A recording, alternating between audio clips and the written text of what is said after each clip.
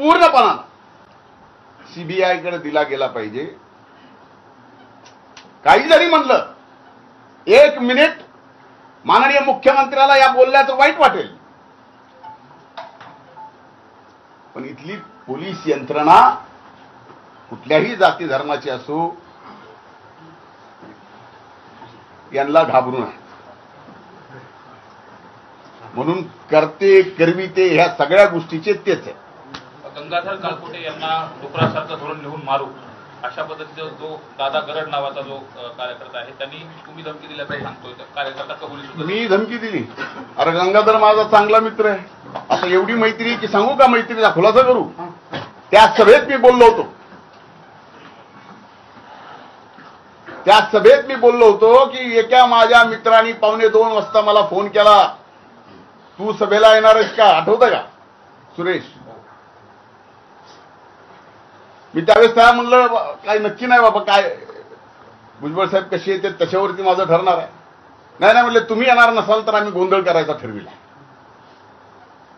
ते रेकॉर्ड माझ्याकडे आहे. हेच ते काळकुटे लोकसभेला फॉर्म भरला कसा, त्यावेळेस माझ्याकडे येऊन 4-4, 8-8 तास बसायचे. कसे, कशासाठी? फॉर्म भरला पण प्रचार नाही का? आता हे एवढं आणखीन डिटेल समजून सांगणं एवढे सुरेश, तुम्ही स्थानिक स्वराज्य संस्थांची आता आचारसंहिता लागली, नगरपालिकेची आचारसंहिता लागली आणि त्यानंतरच हा सगळा प्रकार. आता तुम्हाला याच्यातनं तरी काहीतरी समजावं की हे कशासाठी चाललंय, आणि सगळ्यांचाच टार्गेट फक्त धनंजय मुंडे काय? एवढ्या जणाला आवरण आहे का काय? मी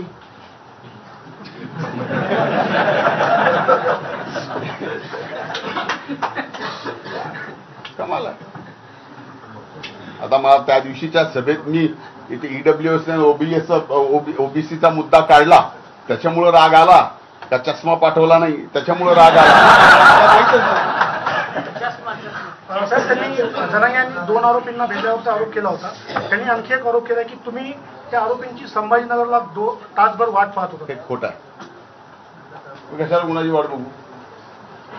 मुख्यमंत्री व मंत्रिमंडळातील जे मंत्री आहेत त्यांना सुद्धा तुमच्यापासून धोका, असा आरोप तुमच्यावर केला. माझ्यापासून सगळ्या पृथ्वी तलाला धोका आहे. मी काय कोविड व्हायरस झालो का काय? असं नाही. काय चाललंय? हे आरोप आहेत. काही मंत्र्यांना सुद्धा माझ्यापासून धोका. अजब आहे. साहेब, आता या प्रकरणी